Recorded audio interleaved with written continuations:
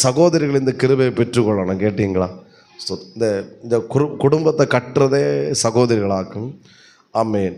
சில இடங்களில் ஆமேன் எனக்கு தெரியும், என் ஒய்ஃபு சில இடங்களில் சில வார்த்தை சொன்னான்னா அதை மீறி போனேன்னா அங்கே அவுட் ஆகும்.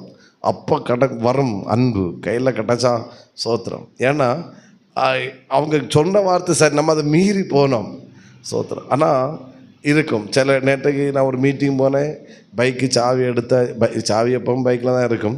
ஸோ நான் பைக்கில் போய் ரெடி ஆகிட்டு சாவி எடுத்து கார் சாவி எடுத்து கையில் இருந்து வரும்போது நல்லா மழை பெய்யும், நனைஞ்சிட்டு தான் வருவீங்க, அதனால் ஒழுங்காக காரில் போங்க அப்படின்னு. ஸோ நான் எனக்கு என்ன எழுப்பம் வந்தது, சரி ஓகே அப்படின்னு சொல்லிட்டு காரில் போனேன். ஆனால் திருப்பி வரும்போது அங்கே முடிஞ்சிடலன்ட்டு இங்கே வர்ற வரைக்கும் பயங்கர மழை. ஒரு 10 முறையாவது ஆண்டு நன்றி செலுத்திருப்போம். ஆண்டவரே சோத்திரம், சொல்கிற வார்த்தை கீழ்ப்படிஞ்சு போனதுனால ஜாலியாக மழை நனையாமல் ஏசியை போட்டுட்டு